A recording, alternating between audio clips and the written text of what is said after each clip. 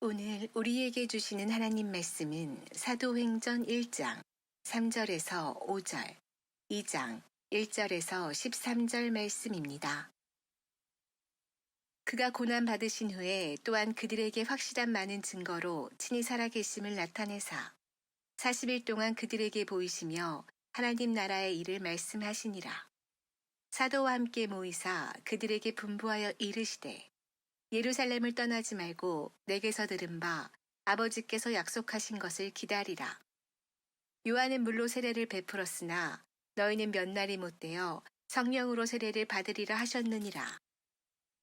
오순절 날이 이미 이름에 그들이 다 같이 한 곳에 모였더니 호련히 하늘로부터 급하고 강한 바람 같은 소리가 있어 그들이 앉은 온 집에 가득하며 마치 불의 혀처럼 갈라지는 것들이 그들에게 보여 각 사람 위에 하나씩 임하여 있더니 그들이 다 성령의 충만함을 받고 성령이 말하게 하심을 따라 다른 언어들로 말하기를 시작하니라. 그때 경건한 유대인들이 천하 각국으로부터 와서 예루살렘에 머물러 있더니 이 소리가 나매 큰 무리가 모여 각각 자기의 방언으로 제자들이 말하는 것을 듣고 소동하여 다 놀라 신기하게 여겨 이르되 보라, 이 말하는 사람들이 다 갈릴리 사람이 아니냐. 우리가 우리 각 사람이 난 곳 방언으로 듣게 되는 것이 어찌 됨이냐. 우리는 바데인과 메데인과 엘람인과 또 메소보다미아, 유대와 갑바도기아, 본도와 아시아, 부르기아와 밤빌리아, 애국과 및 구레네에 가까운 리비아 여러 지방에 사는 사람들과 로마로부터 온 나그네, 곧 유대인과 유대교에 들어온 사람들과 그레데인과 아라비아인들이라. 우리가 다 우리의 각 언어로 하나님의 큰 일을 말함을 듣는도다 하고 다 놀라며 당황하여 서로 이르되 이 어찌 된 일이냐 하며 또 어떤 이들은 조롱하여 이르되 그들이 새 술에 취하였다 하더라. 아멘. 여러분, 사마리아라고 하는 지역에 대해서 들어보셨을 겁니다. 사마리아라고 하는 지역에 시몬이라고 하는 사람이 살고 있었습니다. 이 시몬은 마술사입니다. 놀라운 일을 많이 행했기 때문에 그 동네 사마리아 동네 사람들은 이 시몬을 큰 사람, 큰 자라고 불렀습니다. 그런데 어느 날 이 사람이 복음을 듣습니다. 빌립이 사마리아 지역을 지나가게 됐고 그 지역에서 그리스도의 복음을 전했고 이 마술사 시몬이 믿고 세례를 받았다라고 기록이 됩니다. 시몬은 빌립을 따라다니면서 사도들이 행하는 놀라운 일을 보면서 자기가 마술을 행하며 행했던 놀라운 일들보다 사도들이 행하는 그 놀라운 일이 더 신기했습니다. 그래서 그 놀라운 일을 행할 수 있는 능력을 내가 돈으로 살 수 있느냐라고 물었습니다. 그러자 베드로는 시몬에게 성령의 권능이나 능력은 인간의 거래나 이익을 위한 것이 아니다, 하나님의 뜻과 은혜로 주어지는 것이다 라고 말하면서 시몬을 꾸짖었습니다. 성령의 권능은 신비한 능력이나 현상이 아니라 복음 전파, 예수 그리스도를 전하는 것과 관련이 있고 하나님의 선물이다라고 하는 사실도 명확하게 알려주었습니다. 여러분, 방금 말씀드린 이 이야기는 사도행전 8장에 나오는 사건입니다. 시몬은 성령의 권능을 놀라운 능력, 신비한 현상으로 이해를 했고 돈으로 이 능력을 살 수 있다고 생각을 했습니다. 이것은 성령의 권능에 대한 명백한 오해입니다. 성령의 권능은 놀라운 능력이나 현상 자체를 두고 말하는 것도 아니고 사람의 힘이나 노력, 심지어 돈을 들여서 살 수 있는 것은 더더욱 아닙니다.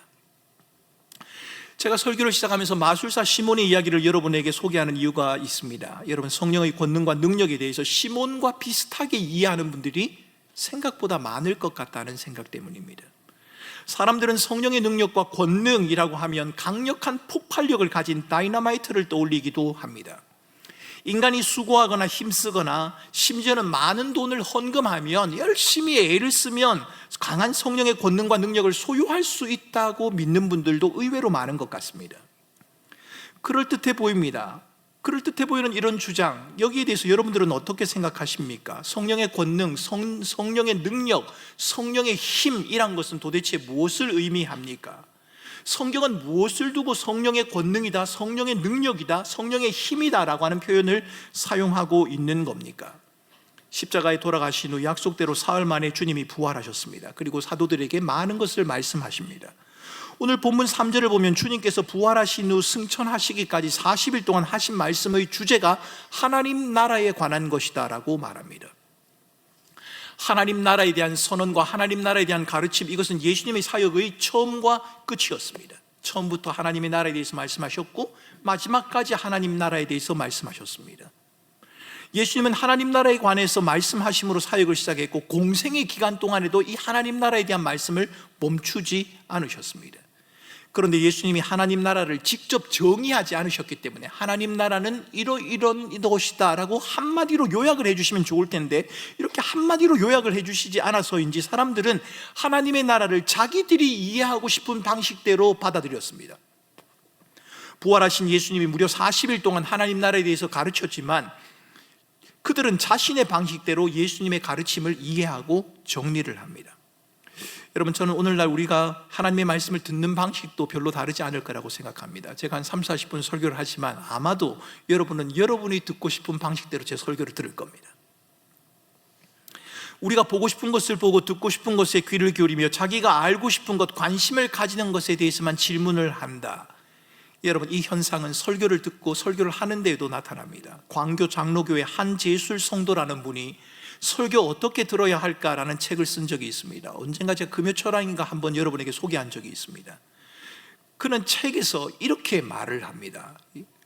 안타깝게도 많은 사람들은 설교를 통해 새로운 지식이나 통찰을 얻는 데서 그칩니다. 은혜로운 말씀은 누구에게? 자기에게. 죄에 대한 교훈과 책망은 옆에 있는 김 집사나 박 집사에게 돌립니다.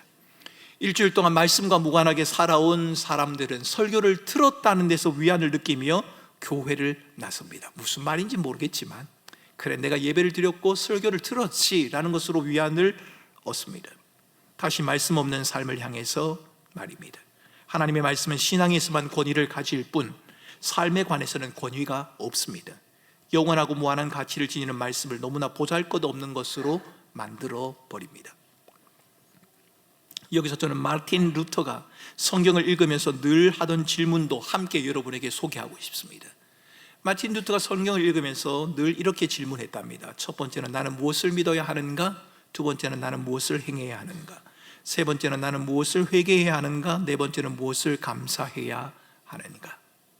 물음을 가지고 성경에 들어가면 성경은 나에게 믿어야 할 것, 행해야 할 것, 회개해야 할 것, 감사해야 할 것을 이야기해 준다는 겁니다. 내가 성경을 읽는 것이 아니라 성경이 나를 읽게 한다는 것, 여러분, 이것은 매우 중요한 교훈입니다. 6절에서 예수님의 제자들이 이스라엘의 회복에 관해서 질문하고 있는 것을 보면 그들은 하나님 나라에 대한 예수님의 가르침을 제대로 이해하지 못했던 것이 분명합니다. 예수님은 새로운 질서, 하나님의 통치, 하나님의 다스림, 죽음으로 끝나지 않는 영원한 하나님의 나라를 말을 하고 있는데 제자들은 이스라엘이 로마로부터 독립하는 것, 다윗의 왕권을 쫓아서 이스라엘이 다시 힘을 회복하는 것, 이 날이 도대체 언제입니까? 라고 질문을 하지 않습니까? 하나님의 나라, 여러분 어떻게 이해하느냐? 이것은 매우 중요합니다. 내가 어느 나라에 사느냐? 여러분 여기에 따라서 우리의 삶의 방식이 달라지지 않습니까? 하나님 나라를 어떻게 이해하느냐에 따라서 삶의 목표도, 삶의 방향도, 우리들이 살아가는 삶의 태도와 자세도 달라질 겁니다. 내가 어느 나라 백성이냐, 어느 나라에 살고 있느냐, 여기에 따라서 살아가는 삶의 모습이 다 다르다는 겁니다. 여러분이 생각하는 하나님의 나라 어떤 나라입니까? 죽어서야 갈 수 있는 천국입니까? 아니면 제자들이 생각한 것처럼 물리적으로 이 땅에서 누리는 풍요로움과 누림을 말하고 있는 것입니까? 성경이 하나님 나라를 한마디로 정의하고 있지는 않지만 하나님 나라를 말하고 있는 본문의 문맥들을 살펴보면 하나님의 나라는 왕이신 하나님의 권세와 다스림, 통치라고 하는 핵심 요소를 빠뜨릴 수 없다는 것을 우리는 알 수 있습니다. 하나님 나라를 여러 말로 설명해 볼 수 있습니다. 그런데 거기에는 빠질 수 없는 핵심 요소가 있는데 하나님의 통치와 하나님의 다스림, 하나님의 지배, 하나님의 권세라는 겁니다. 하나님의 나라는 장차 완성될 나라인 동시에 예수 그리스도께서 이 땅에 오심으로 이미 우리에게 주어진 나라입니다. 그리스도인은 장차 완성될 하나님의 나라를 소망하는 동시에 지금 현재 이 나라, 이 땅에서 하나님의 나라를 살아가는 자들이라는 겁니다. 하나님의 나라가 임했고 하나님의 통치와 다스림이 우리에게 머물러 있다면 우리는 이 땅에서 어떻게 하나님의 나라를 살아낼 수 있을까? 여기에 대해서 고민을 해야 합니다. 여러분, 죽음 이후에 천국에 가는 것, 이건 당연한 것 아닙니까? 이것은 뭐 애쓰지 않아도 갈 수 있습니다. 믿는 자는 말입니다. 그러나 이 땅 가운데서 하나님의 나라를 우리가 어떻게 살아내야 할까? 여러분, 이것은 우리가 고민을 해야 되는 과제입니다. 부활하신 주님께서는 오늘 본문에서 이 과제를 수행하기 위해서 우리에게 필요한 것이 한 가지 있다고 말씀하시면서 그것을 백성들에게 약속하고 계십니다. 너희에게 성령을 주시겠다는 겁니다. 왜 성령입니까? 8절은 그 질문에 대해서 이렇게 답합니다. 오직 성령이 너희에게 임하시면 너희가 권능을 받고 힘을 얻는다는 거죠. 본문은 성령께서 우리에게 힘을 주시고 친히 우리의 힘이 되신다고 말을 합니다. 성령의 힘과 권능을 어떻게 이해하느냐, 여러분 설교자에 따라서 다르고 학자에 따라서 다르고 사람에 따라서 다를 수 있을 겁니다. 아마 교회를 좀 다녀보신 분들은 이 사도행전 본문에 대해서 수많은 설교를 들었기 때문에 성령에 대해서 다양하게 말하는 다양한 해석들에 대해서 아마 익숙해 계실 겁니다. 저는 여러분 성령의 힘과 권능을 아주 쉽게 설명하기 위해서 구약학자인 류호준 교수의 비유를 여러분들에게 소개해드리고 싶습니다. 예전에 제가 금요철야 때 한번 여러분에게 말씀드린 적이 있는 것 같은데요, 류호준 교수는 성령이 우리의 힘이 되신다는 것을 연에 비유합니다. 연, 하늘을 날아가는 연 말입니다. 여러분 연을 날려보셨습니까? 연을 날리는데 꼭 필요한 게 있습니다. 뭐가 필요하죠? 연이 있어야 합니다. 연이 있어야 연을 날리죠. 또 뭐가 있어야 합니까? 연을 날리기 위한 실이 있어야 합니다. 실타래도 있어야겠지요. 그런데 여러분 연을 날리는데 정말 필요한 것이 한 가지가 있습니다. 바람입니다. 금요철야 때 많이 오셨던 것 같습니다. 네, 바람입니다. 물론 바람이 불지 않아도 연을 날릴 수 있습니다. 어떻게 해요? 들고 뛰면 됩니다. 날 때까지 뛰면 됩니다. 그런데 여러분 그것은 내 힘이 닿는 데까지만 할 수 있습니다. 호흡이 가빠지면, 숨이 차면, 그만 달려야 하는 체력의 한계를 느끼면 여러분 연은 바로 땅바닥으로 곤두박질 치게 됩니다. 바람이 없으니까요. 연을 높이 날리기 위해서는 우리는 바람을 기다려야 합니다. 예수님이 제자들에게 예루살렘을 떠나지 말라고 하신 이유가 바로 여기에 있습니다. 연을 날리기 위해 바람이 필요한 것처럼 제자들에게는 지금 성령이 필요합니다. 예수님을 부인하고 버렸던 곳이 예루살렘이지 않습니까? 제자다운 모습을 잃어버린 곳도 예루살렘이지 않습니까? 제자라고 하는 정체성마저도 상실해버린 곳이 바로 예루살렘입니다. 죽어도 예수님을 떠나지 않겠다라는 그 강력한 다짐, 그 자신감, 예수님이 십자가 사건 앞에서 무용지물이 되고 말았습니다. 자신감과 기대가 철저하게 무너져버린 장소, 그곳이 바로 예루살렘입니다. 그곳을 떠나지 말라, 그리고 내가 약속한 것을 기다리라. 이 주님의 말씀은 마치 실패와 절망, 낙심과 좌절, 상처의 자리에서 떠나지 말고 연을 날리기 위해 바람을 기다리라, 주님은 그렇게 말씀하시는 것처럼 들립니다. 지금 주님은 제자들에게 하나님 나라 백성으로 살아갈 힘도 능력도 차질도 없이 무너져버린 그 제자들 자신들의 모습을, 날아오를 수 없는 연과 같은 제자들의 모습, 바닥에 곤두박질 친 그 자신들의 모습을 보라고 주님은 지금 말씀하고 계신 겁니다. 바람 없이 날 수 없는 연처럼 제자도 살아갈 힘도 의욕도 다시 잃어버린 제자들에게 약속하신 것, 그것이 바로 성령입니다. 그들에게 필요한 건 더 근사한 연이 아닙니다. 아무리 더 근사하고 화려한 연을 가진다고 해도 날 수 있는 것이 아니란 말입니다. 그들에게 필요한 것은 바람입니다. 성령께서 주시는 권능, 그 힘이 무엇입니까? 우리는 성령의 권능, 성령의 힘을 강력한 폭발력이 있어서 앞을 가로막는 장애물을 순식간에 무너뜨려버리는 것으로 이해하기도 합니다. 크고 놀라운 일이 내 앞에 펼쳐지는 것으로 이해하기도 합니다. 성령이 내게 임하시면, 성령의 강력한 힘이 내게 주어지면, 성령의 권능이 내게 주어지면 모든 문제가 해결되어지고 내 앞을 가로막는 모든 장애물들을 넘어서버리며 사라지게 만들 수 있는, 그것을 우리는 성령의 능력과 권능이라고 생각하는 것 같습니다. 히브리서 11장이 소개하는 구약의 인물들처럼 믿음으로 나라를 이기기도 하고 사자들의 입을 막아버리기도 하고 불의 세력을 멸하기도 하며 칼날을 피하기도 하고 전쟁에서 용감하게 되어서 이방 사람들의 진을 물리치는 이것이 성령의 능력과 성령의 권능이지 않느냐라고 우리는 생각하기도 합니다. 약한 우리를 강하게 하고 힘있게 하고 부족한 부분이 충만히 채워지는 것을 성령의 권능이며 힘이라고 말하는 사람도 있습니다. 그래서인지 성도 중에는 병든 사람을 고친다라는 능력이 있다라고 하는 그런 광고를 보거나 가난의 문제를 해결해 줄 수 있는 힘과 권능이 여기에 있다고, 여기 와서 기도하고 안수를 받으면 모든 문제가 풀린다는 그 광고에 현혹하는 경우를 심심찮게 보기도 한단 말입니다. 여러분, 저는 성령의 권능과 능력을 놀랍고 신비한 일을 일으키는 것으로 이해하는 것, 이것이 전혀 잘못되었거나 틀렸다라고 생각하지는 않습니다. 성경에 기록된 많은 사건들, 사자굴과 뜨거운 불 속에서도 건져내신 것, 홍해를 육지같이 갈라서 건너가게 하신 것, 이런 기적적이고 놀라운 일들이 모두가 다 사실이기 때문입니다. 그리고 오늘날도 우리 하나님이 원하시면 능치 못한 일이 없기 때문입니다. 그런데 우리가 성령의 능력과 권능을 그렇게만 이해한다면 믿음으로 살았음에도 돌로 치는 것과 톱에 켜여 죽음을 당한 히브리서에 있는 인물들은 어떻게 우리가 설명을 해야 합니까? 시험과 칼로 죽임을 당하고 양과 염소의 가죽을 입고 유리하며 궁핍과 환난과 학대를 받았던 많은 신자들, 그들에 대해서는 우리가 그들을 어떻게 설명을 하고 어떻게 이해를 해야 합니까? 하나님을 사랑한다고 말하면 믿음으로 살았는데, 열심히 살았는데 실패하고 낙심한 성도들에게는 제가 뭐라고 말을 해야 합니까? 갑자기 찾아온 질병과 이해할 수 없는 고난과 역경을 겪으면서 살아야 하는 고군분투하고 있는 성도들을 향해서는 무엇이라고 제가 설명을 해주어야 합니까? 그들에겐 성령의 권능과 능력이 임하지 않아서 그런 거라고, 좀 더 강력하게 성령의 권능과 능력을 구해보라고 제가 그렇게 말을 해야 합니까? 아니면 성령의 권능과 능력이 임하긴 했는데 좀 더 부족하니까 조금 더 노력을 해보라고 제가 그렇게 말을 해야 하는 겁니까?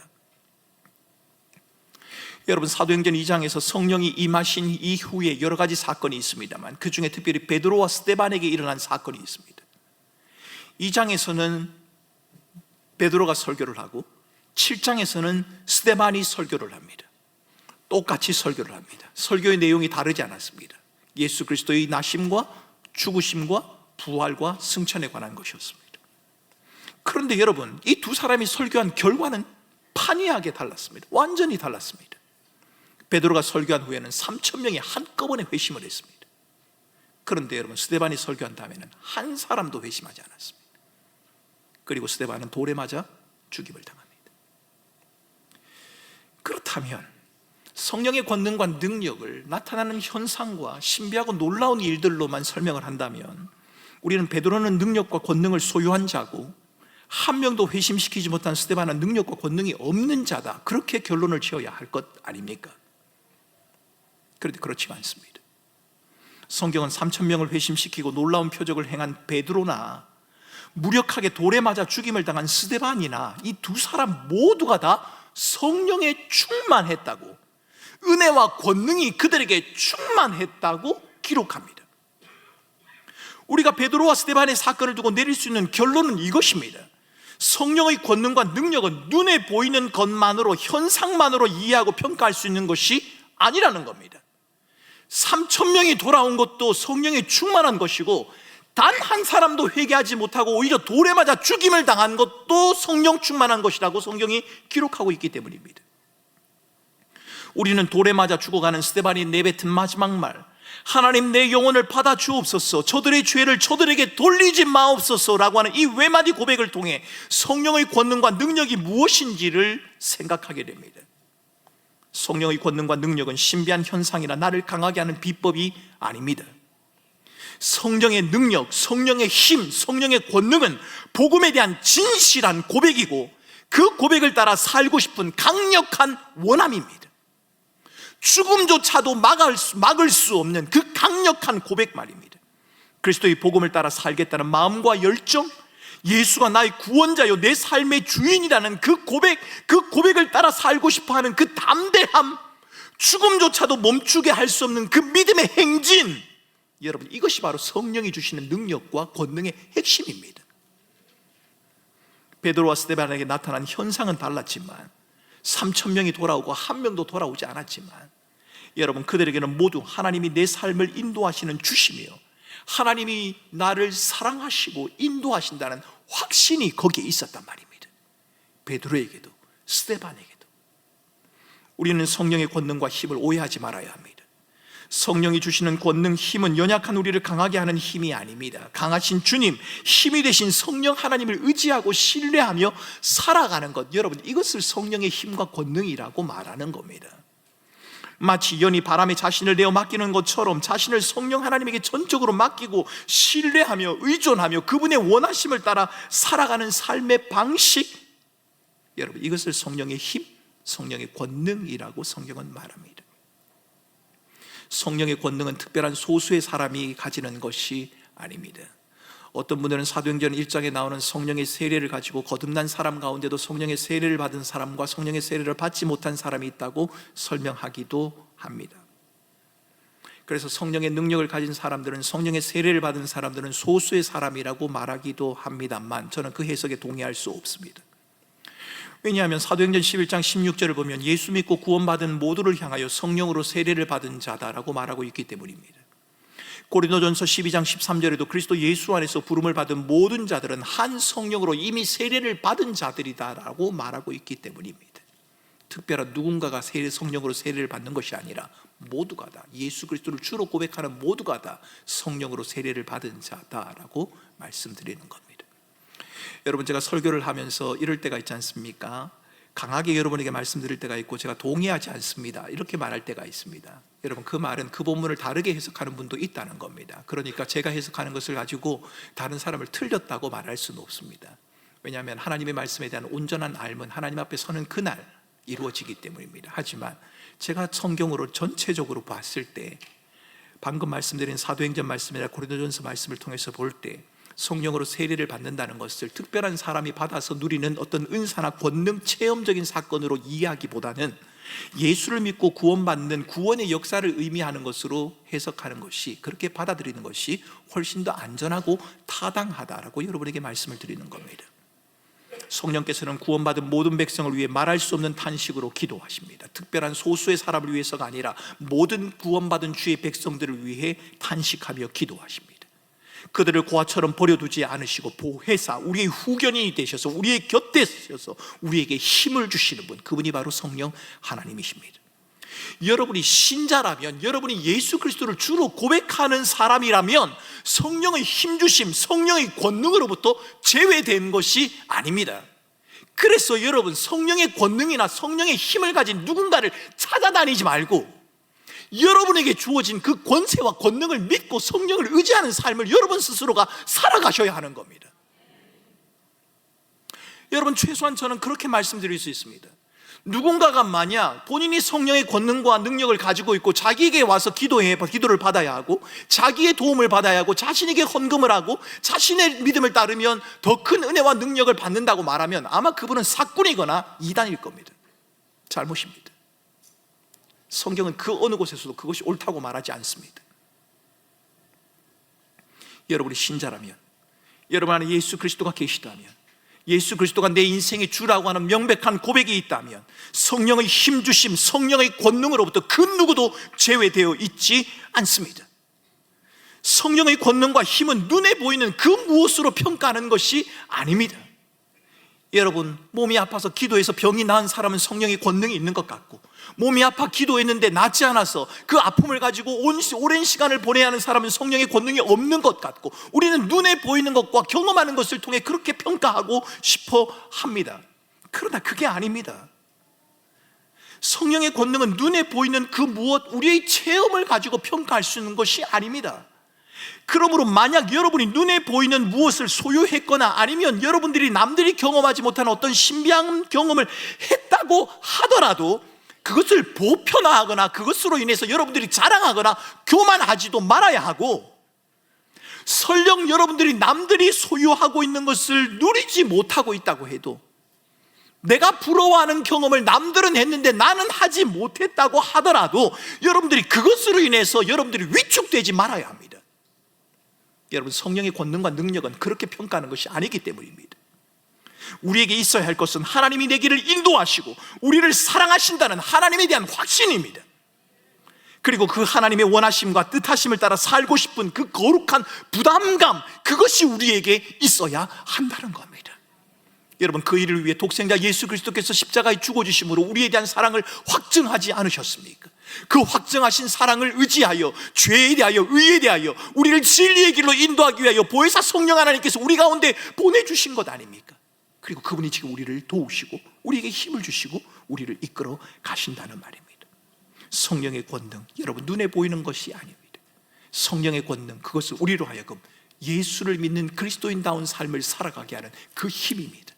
누가 뭐라 그래도, 내게 어떤 어려운 형편과 상황이 있어도 믿음 가운데 주님이 주신 그 믿음의 길을 끝까지 가게 하는 것 말입니다.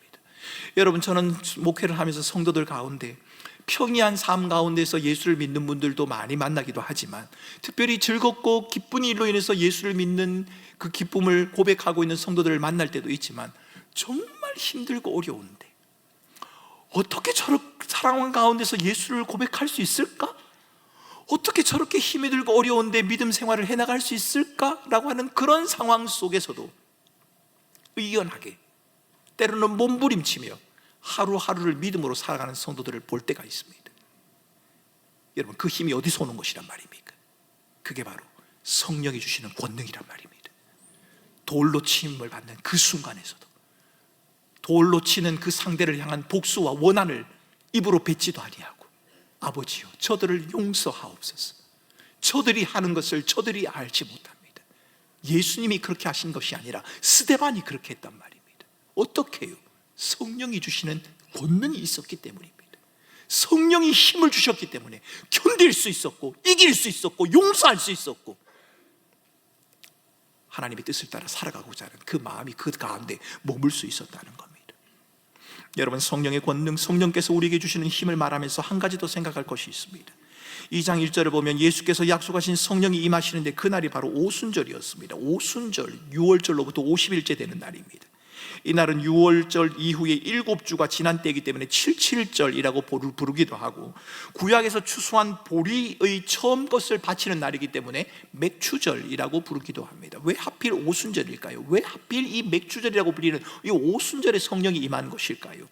여러분, 오순절은 추수의 시작을 알리는 절기입니다. 오순절에 성령이 강림하신 것은 교회가 영적인 추수를 시작할 것을 알리는 신호탄과 같은 것입니다. 예수님이 그렇게 말씀하신 적 있지 않습니까? 이제 추수할 때가 다 되었다, 일꾼을 보내달라고 너희들이 기도하라. 이제 그때가 시작된 것입니다. 성령님이 오순절에 오신 것은 온 세상을 향한 추수의 시작을 위한 것이며, 이는 하나님 나라의 확장으로 이루어질 것입니다. 누가는 성령의 오심으로 이날에 예수님을 믿는 사람이 3,000명이나 더했다고 진술함으로 영적인 추수가 본격화되었다, 실현되었다는 것을 우리에게 보여주고 있습니다.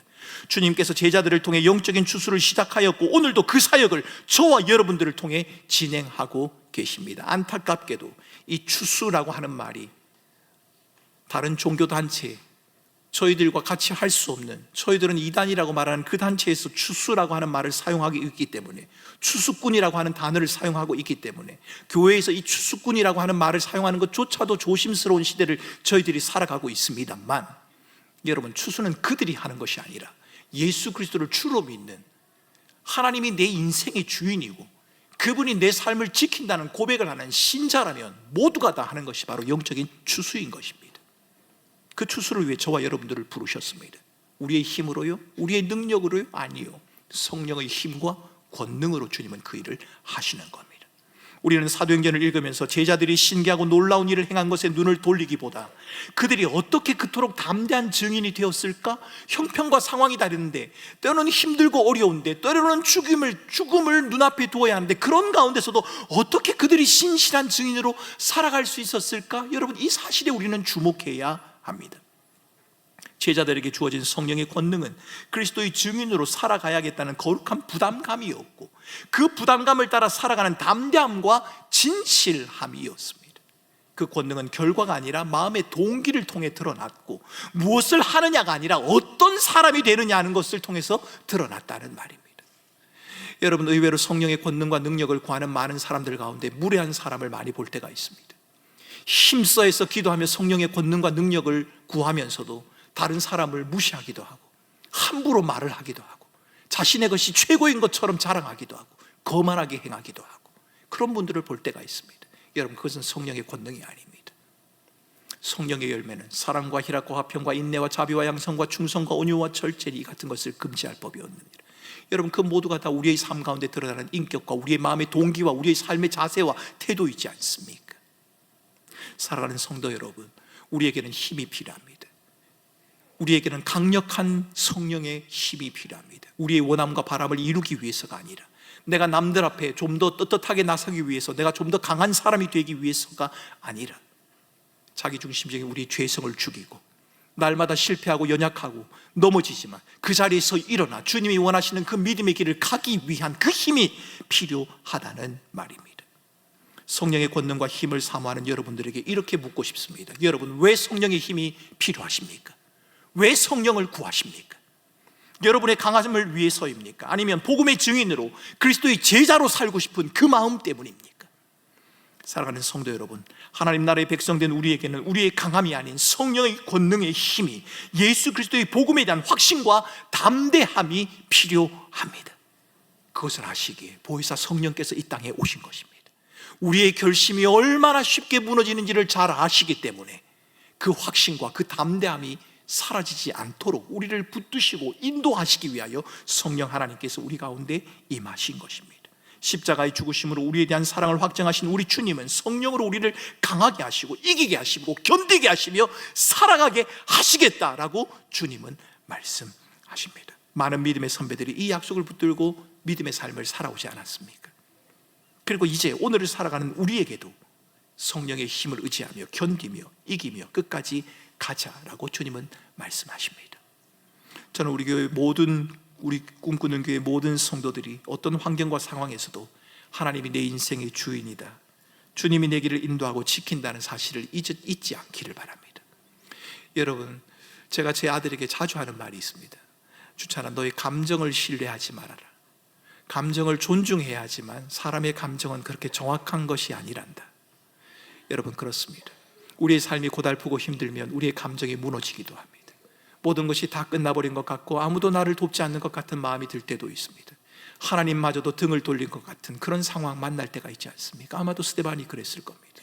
무력하게 돌에 맞아 죽는 그 순간 하나님은 어디 계십니까? 이렇게 묻고 싶지 않았겠습니까? 그런데 여러분, 분명한 것은 그 자리에 주님은 계셨습니다. 그 마음속에 변치 않는 주님을 향한 믿음의 고백이 머물게 할 수 있던 그 힘, 그것은 바로 성령 하나님입니다.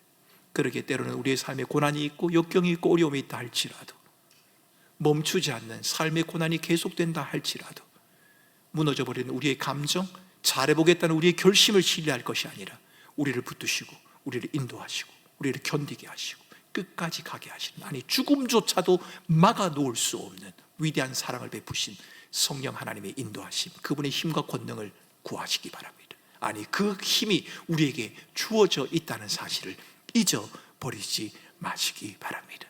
이번 한 주간도 이 성령의 권능과 힘을 의지하고 신뢰하며 믿음으로 살아가는 우리 사랑하는 모든 성도들 되실 수 있기를 주님의 이름으로 축원합니다. 여러분, 부모 교육을 하는 강사들은 이렇게 말을 합니다. 우리 아이들이 자랐을 때 힘들고 어려운 일을 만나면 그 힘들고 어려운 순간을 어떻게 견디고 이기며 나갈 수 있을까? 그 힘은 어릴 때 아이들을 향해서 내가 너를 사랑한단다, 내가 너와 함께한다, 엄마 아빠는 항상 내 편이다, 너를 지켜주마 라고 하는 그 약속과 그 신뢰가 아이로 하여금 세상의 힘들고 어려운 일을 이기게 한다고 합니다. 그런데 여러분, 그 육신의 부모는 언젠가 세상을 떠날 것입니다. 그 육신의 부모는 물리적인 한계를 넘어설 수 없기 때문에 전화를 받고 안타까워할 수는 있지만 실제적인 그 삶에 개입해서 도와주지 못하는 경우도 있을 겁니다. 그런데 우리가 믿는 하나님은 그렇지 않습니다. 하나님은 늘 우리와 함께 하시는 분이십니다. 독생자 예수 그리스도를 통하여 우리를 향한 사랑을 확증하셨고, 우리의 눈에 보이지 않지만 보혜사 성령 하나님으로 우리 가운데 임재하셨습니다. 우리의 삶이 결코 만만치 않다는 것 잘 압니다. 때로는 삶이 전쟁터와 같다는 말이 틀리지는 않을 겁니다. 그런데 여러분, 어떤 순간이라도, 어떤 상황이라도 우리의 주 되신 예수 그리스도, 우리의 힘이 되신 성령 하나님께서 나를 지키고 인도하신다는 이 사실을 여러분 놓치지 마시기 바랍니다. 성령께서 여러분을 인도해 가실 겁니다. 죽을 것 같은 그 터널을 견디며 이기고 나가게 하실 겁니다. 그 마음에 대한 확신이 우리에게 필요합니다. 하나님, 내가 그 확신을 붙들고 살겠습니다. 필요한 게, 이 세상 살아가면서 필요한 게 너무 많지만 그것이 내 삶을 견디게 하고 이기게 하는 것이 아니라 나를 사랑하시는 성령 하나님, 그분이 나를 이기게 하시고 견디게 하시고 가게 하십니다. 이 사실을 붙들고 내가 이번 한 주간을 믿음으로 살 수 있도록 주님 도와주옵소서. 하나님 나를 도우시고 인도하여 주옵소서. 이 시간 합심해서 함께 기도하겠습니다. 함께 기도하겠습니다. 존귀하신 하나님 아버지,